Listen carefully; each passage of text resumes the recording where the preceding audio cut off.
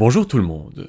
Aujourd'hui nous allons voir ensemble une créature légendaire assez unique et très peu connue qui a su capturer l'imagination des Malgaches depuis des siècles. Il s'agit du Songombi. Dans cette vidéo, nous explorons ses origines et sa place dans la mythologie et la culture de Madagascar. L'apparence physique du Songombi varie souvent selon les régions où la légende est racontée. Les écrits à son sujet le décrivent de plusieurs différentes façons, mais on raconte qu'il est généralement semblable en apparence au mulet ou au bardeau en première vue. Il est de la taille d'un zébu ou d'un cheval, il est extrêmement rapide et souvent décrit avec de longues oreilles tombantes, des narines dilatées et de terribles incisives qu'il utilisait pour déchiqueter ses proies. De son côté, l'orientaliste français Gabriel Ferrand décrit le Songombi dans son livre « Conte populaire malgache » comme une créature ayant le corps d'un bœuf et une tête de cheval sans cornes, qui vivait dans les forêts et qui se nourrissait de plantes, d'insectes et bien sûr d'humains. Les origines de cette créature sont assez floues, mais plusieurs pensent qu'elles sont profondément enracinées dans le folklore malgache et seraient originaires du peuple Vazimba.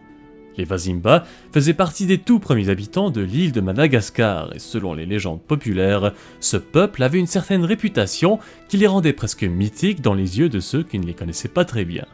Ils étaient vus comme une sorte de race légendaire de personnes qui vivaient dans les forêts et étaient connus pour leur relation très étroite avec la nature.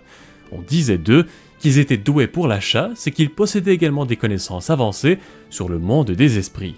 Certaines sources suggèrent que le Songombi était un esprit gardien de la forêt et que sa présence était considérée comme un bon présage. On croyait également qu'il agissait comme une sorte de messager entre le peuple Vazimba et les esprits de la forêt. D'autres pensent que la créature existait depuis bien longtemps sur l'île et qu'une fois que les premiers chevaux avaient été introduits à Madagascar, la légende du Songombi avait pris de l'ampleur en raison des interactions entre les habitants de l'île et ses animaux. Une autre théorie par rapport aux origines de cette créature nous vient de l'ethnologue et professeur d'anthropologie Louis Mollet. Selon lui, le Songombi voit ses origines dans la mythologie et la culture chinoise. Il suggère que la description du Songombi avec ses grandes oreilles, son corps de buffle et sa tête de cheval correspond à des créatures fantastiques peintes sur de la porcelaine chinoise découverte par les archéologues sur l'île. Il fait référence ici à la créature mythique connue sous le nom de Qilin, dont j'ai déjà parlé auparavant. Je vous mets le lien dans la description de la vidéo pour ceux qui veulent la voir. Bref, il mentionne que les mythes sur cette créature sont surtout populaires le long des côtes de l'île ou dans les provinces qui ont eu des contacts avec les marchands arabes qui ont ramené avec eux ces porcelaines chinoises.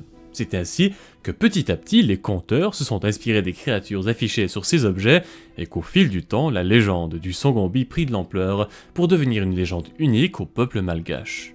Une des légendes les plus connues est celle d'un héros nommé Imbahitrila. Celui-ci était paralysé et était le cadet de 7 frères qui, eux, étaient jaloux de lui. Un jour, ses parents avaient été contraints de l'abandonner lorsque les 6 autres frères leur avaient demandé de choisir entre eux et Imbahitrila. Les parents avaient fini par choisir les 6 frères puisqu'ils étaient plus nombreux et que contrairement aux cadets, ils étaient en pleine forme. Avant de l'abandonner, ils le munirent de quelques provisions, ils l'avaient laissé à la lisière de la grande forêt silencieuse. Il avait passé quelque temps à vivre ainsi dans la forêt jusqu'à ce qu'un jour, une divinité lui rendit visite pour lui donner 2 objets magiques, les œufs d'Angavola. Angavola était un oiseau connu pour son côté bienfaisant et ses œufs permettaient à celui ou celle qui les avait de surmonter tous les obstacles qui se dressaient devant eux. Plus tard, lorsque Songombi avait repéré le jeune homme, la bête s'était précipitée sur lui à toute vitesse dans le but de le dévorer. Lorsqu'il n'était plus qu'à quelques mètres du héros, Imbahitrila invoqua les œufs d'Angavola et la créature trébucha contre une souche d'arbre et s'effondra de tout son long. Et le héros l'acheva finalement avec sa lance. Le missionnaire anglais James Sibley avait également mentionné dans ses écrits que selon les croyances populaires à l'époque, il était possible de capturer la créature en attachant un enfant près de l'entrée de la tanière du Songombi.